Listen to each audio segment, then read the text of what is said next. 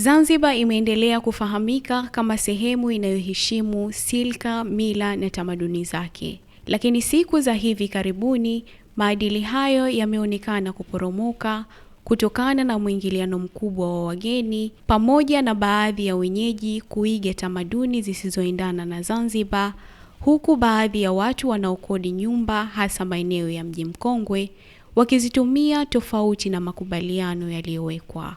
Akizungumza na Al-Fatah TV kuhusu kadhia hiyo, mkuu wa wilaya ya Mjini, Dr. Said Haji Mrisho, amesema baadhi ya nyumba hubadilishwa matumizi bila ya wamiliki kufahamu, hali inayokwenda kinyume na sheria pamoja na utamaduni wa Zanzibar.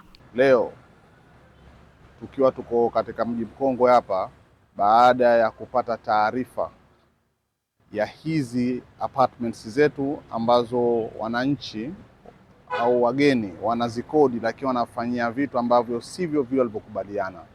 Kwa hiyo tumekuta apartment moja hapa ambayo na kuna mgeni ambaye anakaa anaingiza watu halafu anaitangaza kwa kufanya masuala ya massage, lakini anafanya zaidi ya hayo.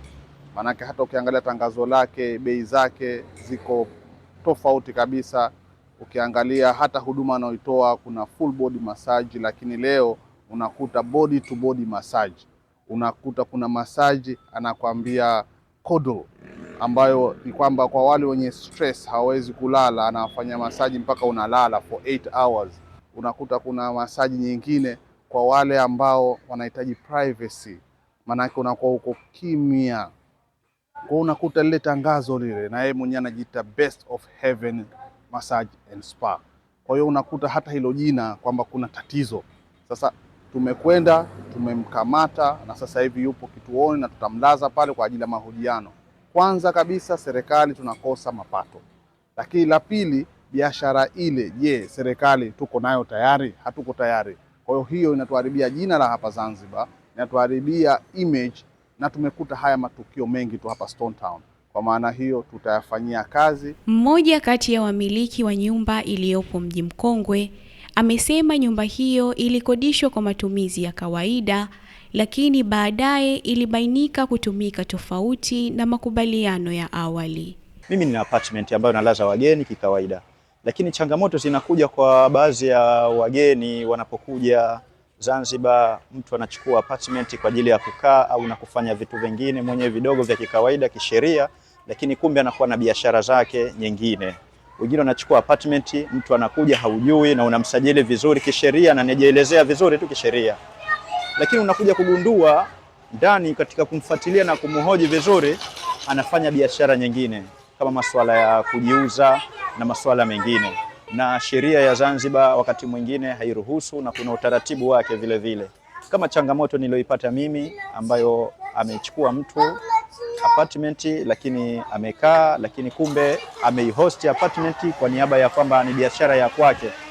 Kwa maana yeye amejiandika kama anafanya massage, anafanya spa, anafanya na vitu vingine vya ziada na ameirusha vario. Kwa hiyo wageni wengine wananipigia simu kwamba Chesco, mbona kuna kwa apartment yako kuna biashara fulani inafanywa, lakini nilipigiwa simu na viongozi mbalimbali, kuna biashara fulani inafanywa na sisi hatuitambui hiyo biashara, mbona inafanywa hivyo? Nimehojiwa kisheria, nimetoa maelezo, lakini na yule musika pia amehojiwa na ametoa maelezo, na imebainika kwamba kuna biashara za ziada zinafanyika.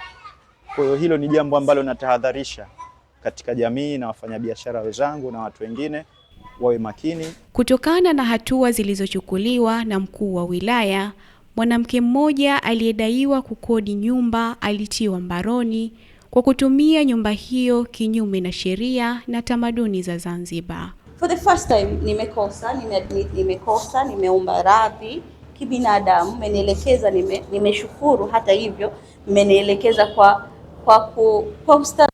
Nashukuru pia kwa hilo. It could be more worse. Hapana, it could be more worse, lakini pia nashukuru kiubinadamu mmeenda na mimi sawa. I really appreciate that.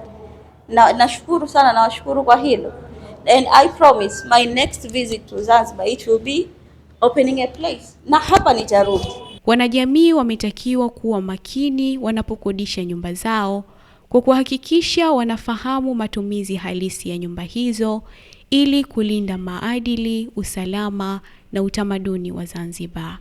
Khadija Juma, Al-Fatah TV Online. Kutokana na thamani na kujali taarifa kutoka sehemu mbalimbali, Al-Fatah TV Online inaomba ushirikiano wako mtazamaji, kutoka popote ulipo, kutupa taarifa za matukio mbalimbali ili tuyafanyie kazi na kuyarusha hewani, kama vile taarifa, habari, mikasa au matukio. Si hayo tu, pia unaweza kutupa taarifa kuhusu watu wanaokabiliwa na matatizo mbalimbali ya kimaisha ili tuyafanyie kazi kupitia jumuiya yetu ya kutoa misaada muhimu ya kijamii, Al-Fatah Charitable Association Zanzibar. Wasiliana nasi leo kupitia namba zetu za WhatsApp alama ya kujumlisha